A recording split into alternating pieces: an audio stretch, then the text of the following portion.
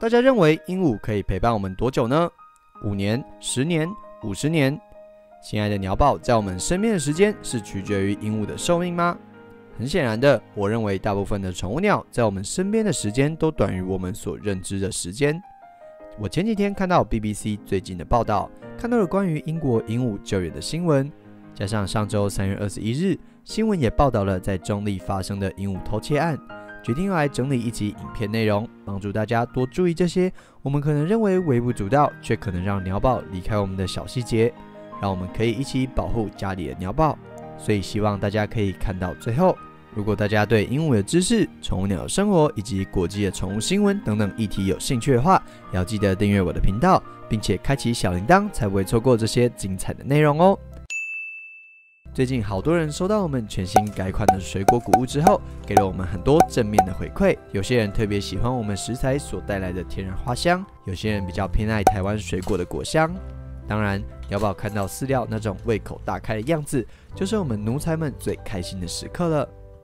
只期待每一只我们所心爱的鸟宝使用我们的食物都可以得到最自然新鲜的美味。每一位鸟奴在抉择的时刻有一个安心认真的依靠。鹦鹉小木屋和你一起共同守护鸟宝健康。嗨，各位观众大家好，欢迎回到鹦鹉小木屋，我是 Jack。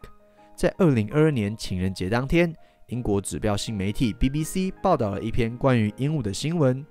距离台湾9000多公里的英国，有一对饲养金刚鹦鹉幼鸟的夫妇。有天，他们带着家里的鸟宝在自家的后花园吃下午茶的时候，这只金刚鹦鹉就飞走了，而且飞到很高很高的树上。这位女士呢，她在接受英国广播公司电台采访时，她就说，当时救援鹦鹉对她来说是非常困难的，因为它非常的巨高。此时，她的朋友就建议她可以去聘请摘樱桃的专业人士。这样鹦鹉的救援就比较会有可行性，但是他们又开始担心另外一个问题，就算这位专业人士到了鹦鹉的身边，还是有可能因为鹦鹉怕生的个性而再度飞走。最后则是请到当地的消防队提供帮助，才顺利获救。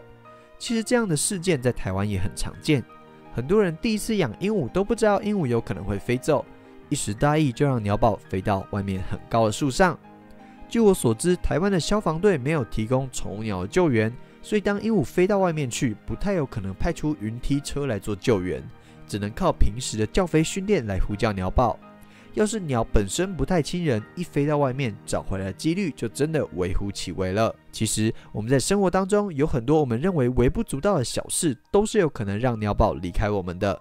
包括了饮食的安全、笼子所放置的位置、带鹦鹉出门的 SOP 等等都很重要。我们接下来就要来帮大家整理几件鸟宝可能会离开我们的小事。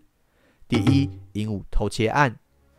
鹦鹉的外表可爱，有些又会学说话，重点是呢，价格有些也不低，所以很有可能会让一些不孝之徒起心动念。上个礼拜，桃园中立的民众放在骑楼的鹦鹉遭人偷窃。这名男子在光天化日之下打开鸟笼，偷走里头的鹦鹉，并且放进他的口袋。还好警方立即调阅监视器画面，锁定时常在附近闲晃的一名惯窃。不到1个礼拜就逮到人，也找到鸟。大家放置鹦鹉的位置千万要当心，像是骑楼或者是任何可以公开让大众接触的空间都要注意。我之前更也听过有人经过鸟笼，觉得鹦鹉关在笼子里面很可怜，就开门把鸟放走了。我们人不在鹦鹉身边的时候，最好把鹦鹉放在其他人碰不到的地方。一方面鸟宝才不会被有心人士偷走，另一方面也不会被人当场野放或欺负。第二点，鹦鹉中毒案。在2020年的澳洲就发生了一起西密鹦鹉疑似集体中毒的案件。澳洲北部的小镇有数百只鹦鹉，好像是醉倒的样子，一只一只的从树梢或者是天空坠地，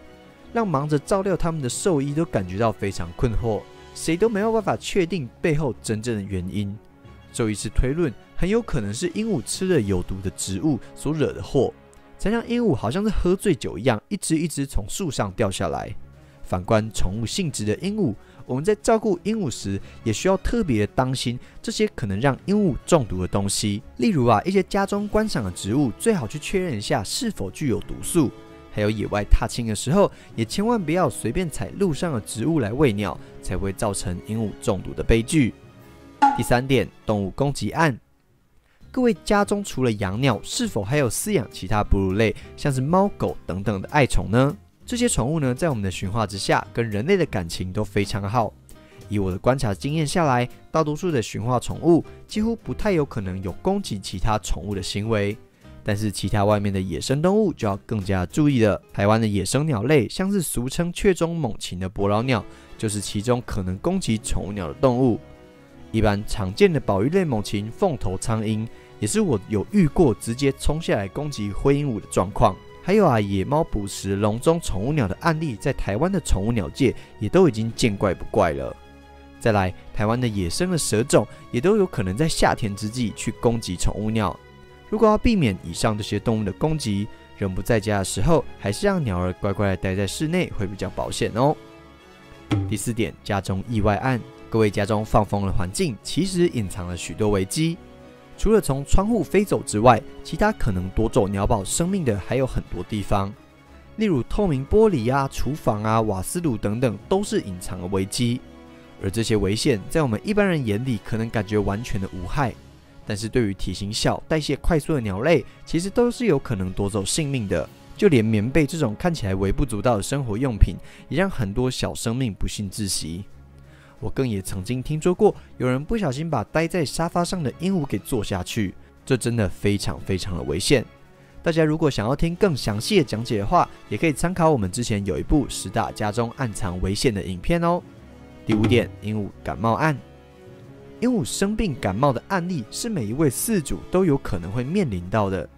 从幼鸟的时期开始，兽医院常见的素囊炎，或者是温度变化大加上抵抗力不佳的鹦鹉，可能就会发生了流鼻水、打喷嚏、嗜睡等等症状。鹦鹉老年时期身体各方面没有那么健康了，其他身体的问题都有可能会慢慢的延伸。除此之外，营养不均衡的鸟类长期营养不足，或者是脂肪摄取过多，也都有可能会发生脂肪瘤。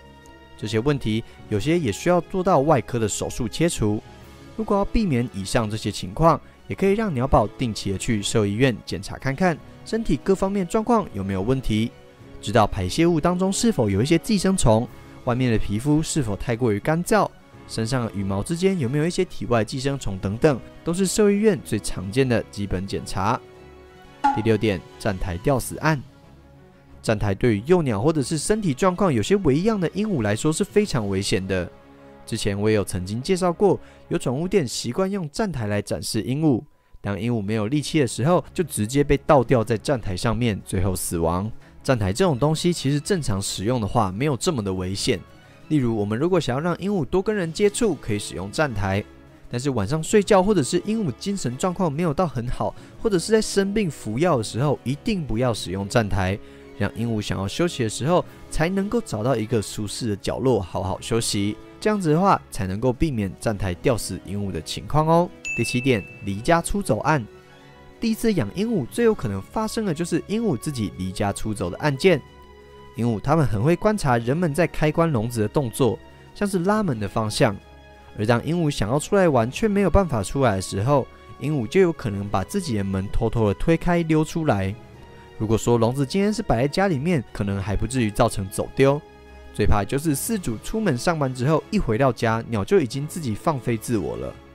就连很多站台鸟脚边的扣环，鹦鹉也是有可能经过一次一次的学习，最后自己打开。所以说大型鹦鹉的饲主几乎都需要使用到那种需要钥匙才能够打开的大锁头，才能够防止这些事情发生。第8点，寒流冻死案。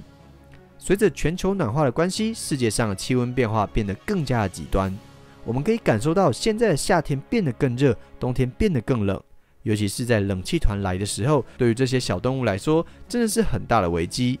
最令我印象深刻的就是有一位鸟友跟我分享，他把鹦鹉放在窗边，没想到寒流过后竟然也被冻死了。